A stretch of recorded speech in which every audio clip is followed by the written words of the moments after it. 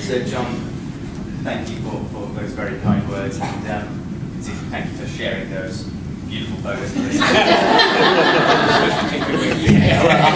I especially like the one with you and Heidi. I didn't realise you had quite so much hair. 36 years of marriage, that's deep.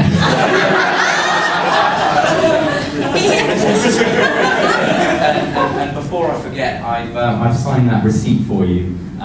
John's written out a receipt, and it reads, received one daughter in perfect condition, fully guaranteed, fully warranted, care notes, keep out of reach of telephones, likes cooking, cleaning and other household chores, soothed with compliments and expensive gifts. Comes with complete with all the extras. So,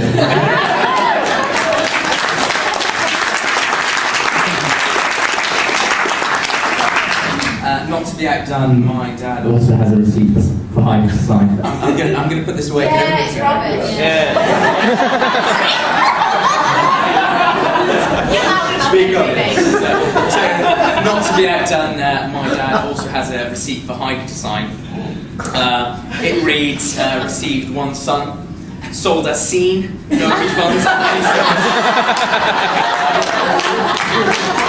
We've redecorated the room and changed the lights. Care notes, do not leave unsupervised. Feed regularly, is prone to creating gaseous smells.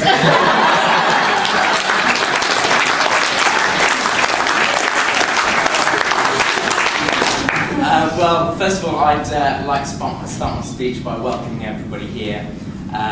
Today we're surrounded by most of the most important people that have meant something to us during our lives. So I know a lot of you have travelled a long way to be here today. Some of you have travelled all the way from Scotland, some from London, Kerry and Andy all the way from France, young Cyril there all the way from Warsaw, and my auntie Ahad and Uncle Fatih all the way from Palestine. So it makes me the happiest man alive to be able to say, friends and family, on behalf of my wife and I,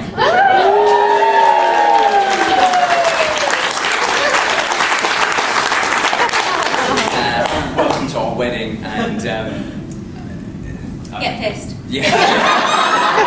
I wish to see you.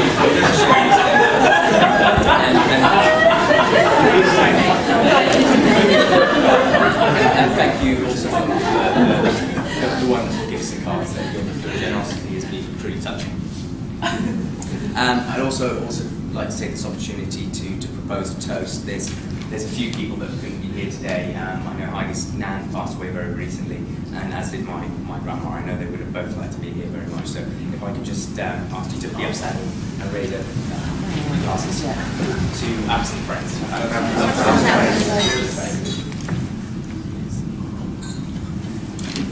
Now, there are a few more thank yous to go, so bear with me. First of all, I'd just like to say to Heidi that, first of all, thank you for turning up today. It wouldn't be the same without you.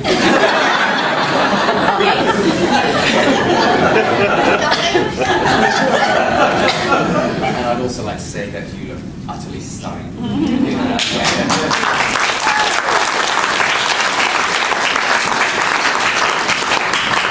When I saw you walking down the aisle, my heart really did skip a beat. I'd also like to say a special thank you to Heidi's mum and dad, John and Glenn. First of all, for inviting me to your family and treating me like one of your own from the very day I met you. I genuinely could not have asked for nicer in-laws. I'd also like to thank John and Glenn for giving us this day and for all their hard work in making the wedding cakes, in arranging the flowers, for everything that you've done for us. It's really special. And also a special thank you to Glenn for making not one but 2 wedding cakes, which I'm sure you'll agree look incredible. But a little birdie told me that there had been 10 trial cakes in the run-up today that didn't quite make the grade. And so I suspect the residents of Tatton Hall won't be going hungry. But most of all, I would like to thank you for allowing me to marry your beautiful daughter. I will do everything I can to continue to make Heidi happy. To my mum and dad, to find the words to thank you is a difficult task indeed. With all the time in the world, I can never convey my gratitude for all the love, care and affection you shared upon me during my life. You've always been there through my highest highs and my lowest lows. No matter where I was, I always knew you'd be there for me. The love you show me, I'm truly grateful to receive, and so I'd like to take this opportunity to say thank you for the person I am today. I'm fairly fond of having turned out.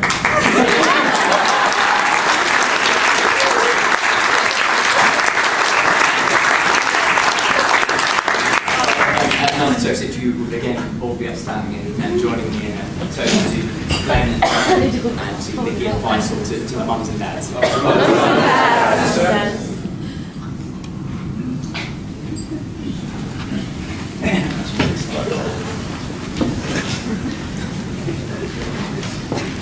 Page 4. To the bridesmaids, Louisa, Frankie, Valerie, Vicky and Fiona. You all look absolutely gorgeous today.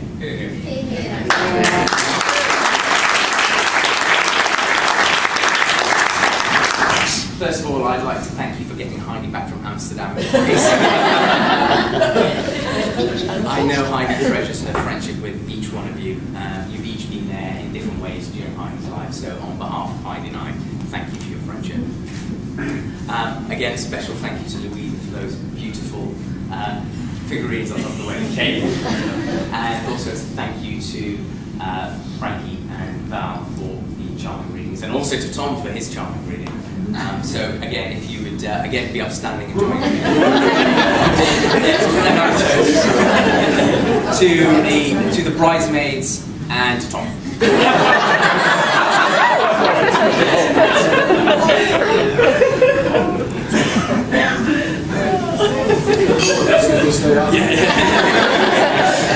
Well, I hope our speech isn't too long. It's surprising how much there is to say when you actually put the words down on paper. But it is good to finally be here. I have to say I've been quite fed up of going to weddings, particularly with elderly relatives, and them coming up to me poking in the ribs and saying it's going to be you next. Not long now. So you'll be pleased to know I've been doing the same to them at funerals.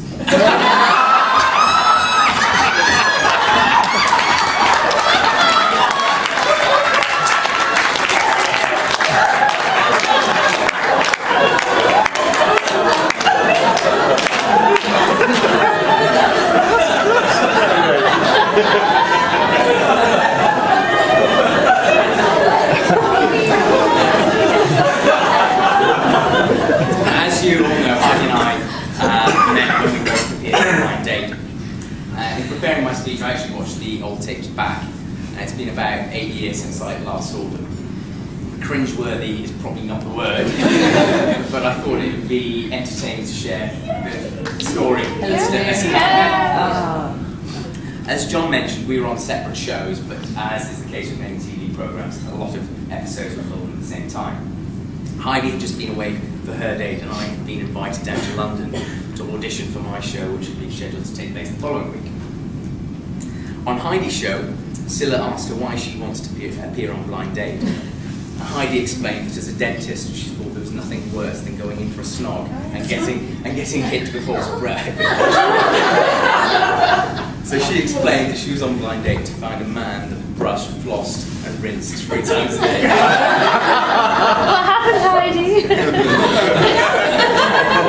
For those of you who know the show's format, Heidi was one of the 3 girls. The first question that Heidi was asked was what she did for a living and how she liked to de-stress after a long day. Heidi said that as a dentist she spent her entire day drilling and filling. So when she came home, she liked nothing better than to de-stress by going to the gym and getting physical.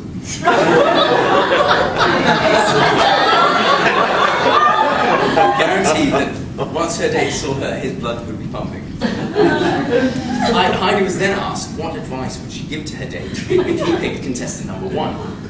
Heidi explained that contestant number 1 had an identical twin, but warned the date that she wasn't talking Cinderella, she was talking the Ugly Sisters. Contestant number 1 said of Heidi that as a dentist she was obsessed with hygiene, so her advice to the date was to take a good book, because there was no chance of Heidi getting down and dirty on their date. Now, for those of you who'd seen this week the bridesmaids got ready in this morning, you'd know nothing could be further from the truth. The theme of my introductory chat with Scylla was animals. I explained that my name was Lion in Arabic, and that I had an unusual habit of likening my women to animals. And I explained that I was on blind date to find a dog.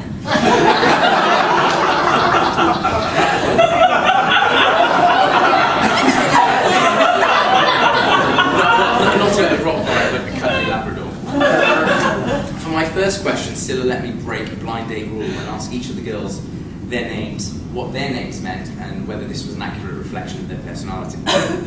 For my second question, I explained that as a child, I had a very fond attachment to my dummy, and asked the girls what one item they couldn't be without.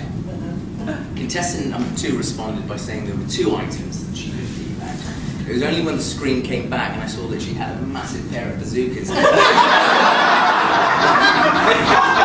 I realised why the audience had found this so funny. As you know, Heidi went off on her date to Washington, and I got a rainy 4 days in Corfu. As it happened, neither of us really hit it off. After Heidi's date, all the contestants got to go out clubbing, and Heidi and I just hit it off, and as John said, the rest is history. Every day I count my lucky stars that Heidi's date turned out to be a bit of the prat. Mine turned out to be more of an Alsatian than a lab. Because it made me realise that I wasn't really looking for a dog. I was looking for a monkey.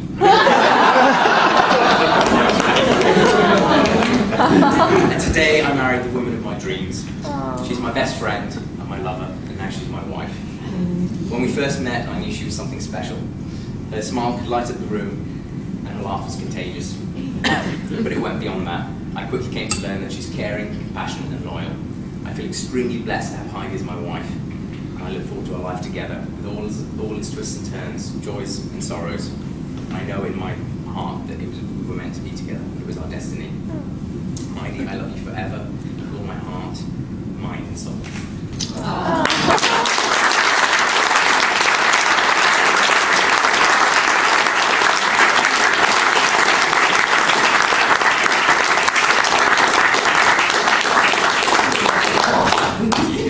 Page 6. Finally, I'd like to thank Rob and Adam for agreeing to be my best men today. Seriously, chaps, I couldn't have asked for 2 nice best mates. Rob is sat just over there. Rob, could you stand up, take a bow?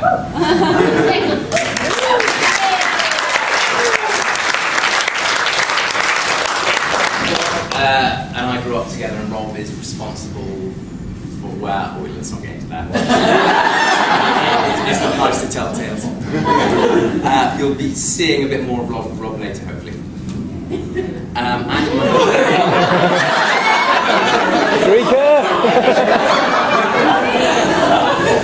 Adam and I met at university and went on to law school together. Adam has drawn the short straw and has agreed to give the best man speech. Now, I'm fairly confident that Adam's speech is going to be fairly mundane and not the least bit embarrassing. Most of the juicy stories actually involve Adam himself. And with Chloe, Adam's lovely girlfriend, so strategically close, I'm fairly confident that he won't risk incriminating there's so much more to say, but I know everybody's keen to carry on the party, so without further ado, if you would join me in my final toast to love, life and friendship. Love, life, and friendship.